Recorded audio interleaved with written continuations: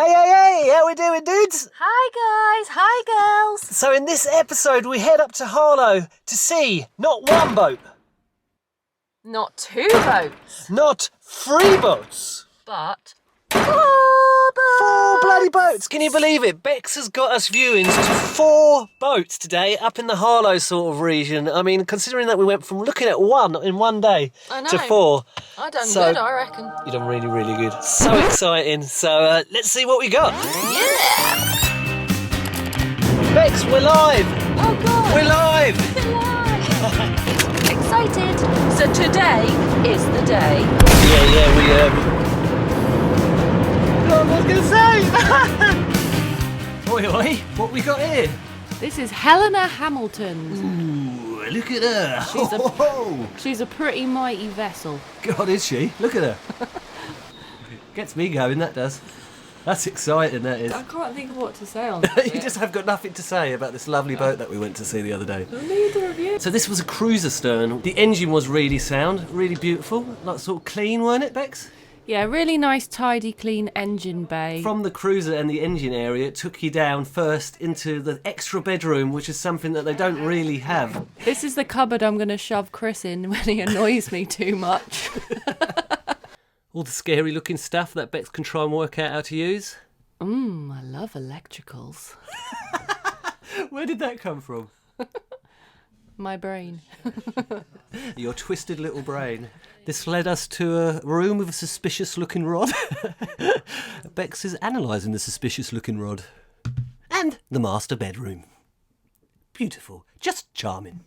Minus suspicious looking rod.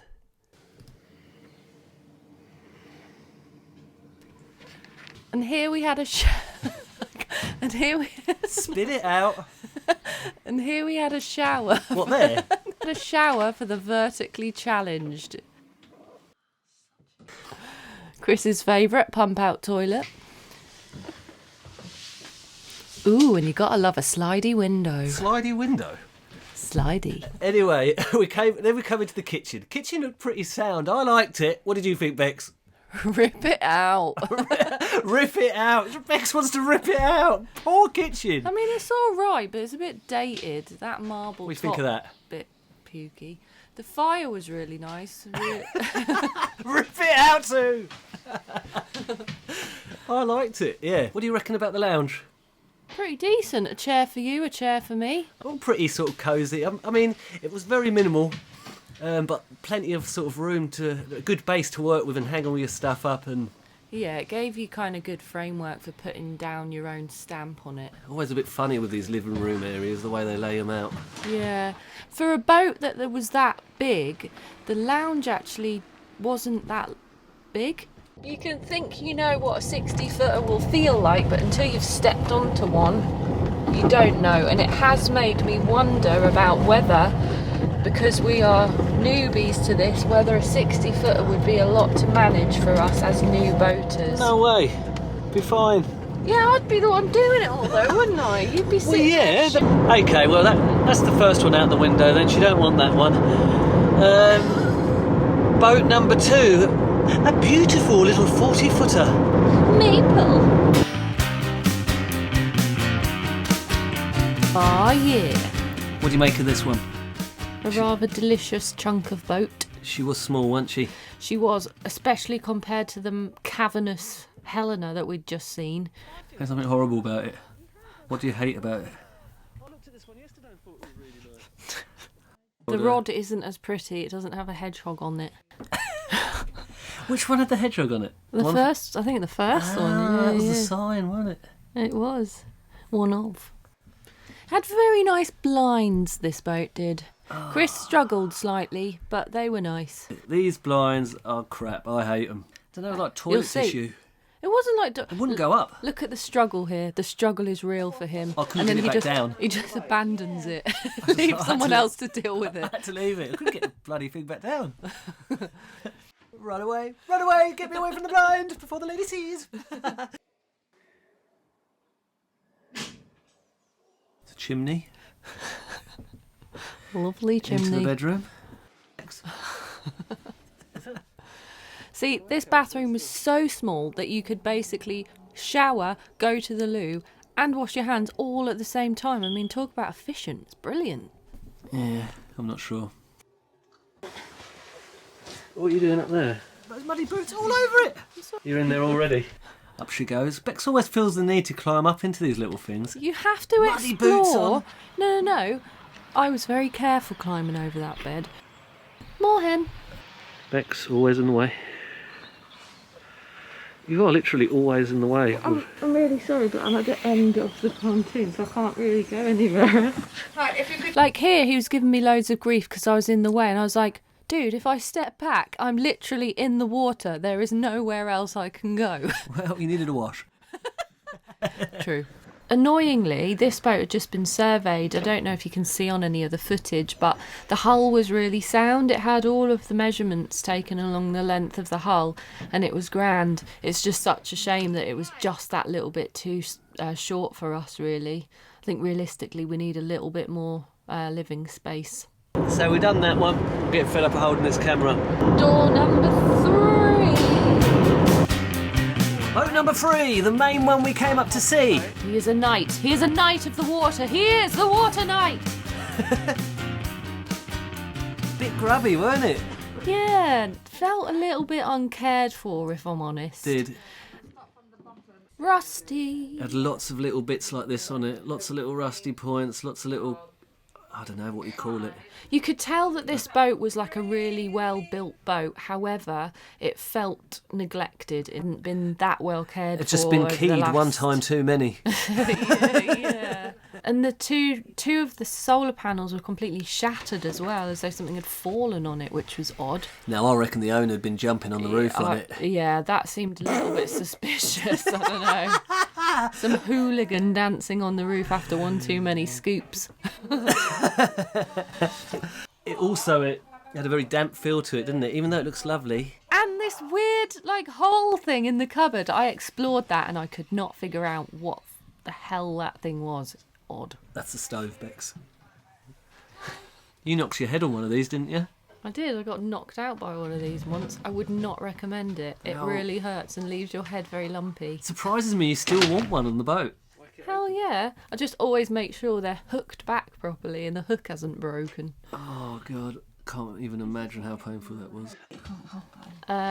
Lots of good fixtures and fittings. Quite a lot of cupboard space in this one, which is really helpful. And loads of plugs as well. Plug sockets, which is always good. It's a lovely little kitchen.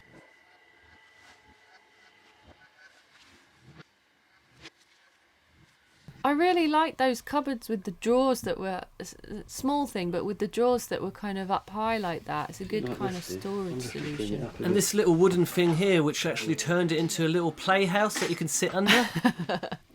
Little canopy for when it's raining and the roof's leaking. Yeah. Hard. But true. Here, Becca walks into the kitchen.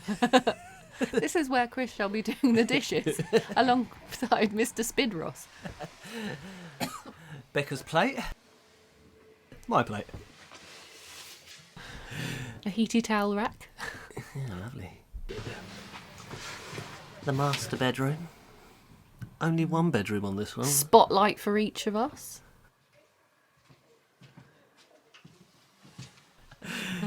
Me Chris trying to wreck the joint. Trying to get it out. Bex couldn't get out, so I finally opened it for her. Whatever, I did that. Once again, you stepped away and let someone else deal with it.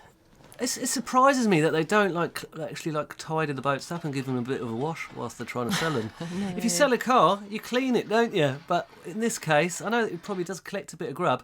That's under a canopy. That grub hasn't been collected there since it's been there. It's filming. And something that sort of stood out with me is that the engine bay did not look in particularly good condition. Not just that it was a bit damp, because I think that's sort of to be a bit expected, but it was quite rusty. Serial killer.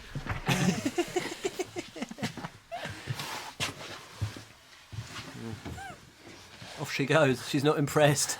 She ain't impressed. She's out.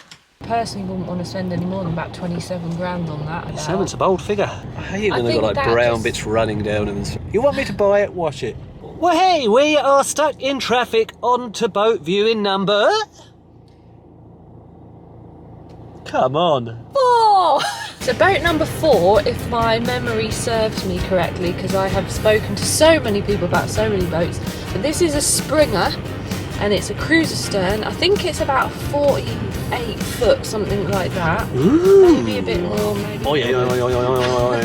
And it's actually been really nicely done. They've sort of reorganised the layout and stuff. It's called Tillys Button. Really cute looking little boat. Again, it'll be really good because it's quite a contrast to the 3 that we've just seen. So this is all really good experience, helping us to wheedle out what we like and what we don't like. Straight in through the butt of the boat into the bathroom. Compost toilet, slate tiling. What do you make of it, Bex? Yeah, it was really lush. Apart from that pretty rank shower tray, there was some sort of drainage issue, I think. I liked it all. I mean, not the make sour tray. Cool little brush there. Yeah. Just scrubbing your back. Can you imagine like you brushing my back with that? No, this was like a little kind of really cosy cottage feel of a boat. Kind of sums up the sort of style that we both like, really. All your sauces, probably not included. They'll probably take them too, wouldn't they? I wonder how much is left, like, when, we'll buy it. I bet the whole lot goes. But you can have nothing. It's just the shell. Yeah. That doesn't look very nice, but it was nice, weren't it? Yeah, the video doesn't do this boat justice, actually. It had a really lovely feel to it, a really welcoming sort of feel. So cosy. Lots of lovely materials and things used. Don't get me wrong, I think this boat had things that needed to be worked on. I think some of the windows were a bit leaky and some of the floorboards were a bit wonky bonky. But you're always going to have something. It was a Springer, wasn't it? And I think they're renowned for being sort of a more budget style narrowboat. So...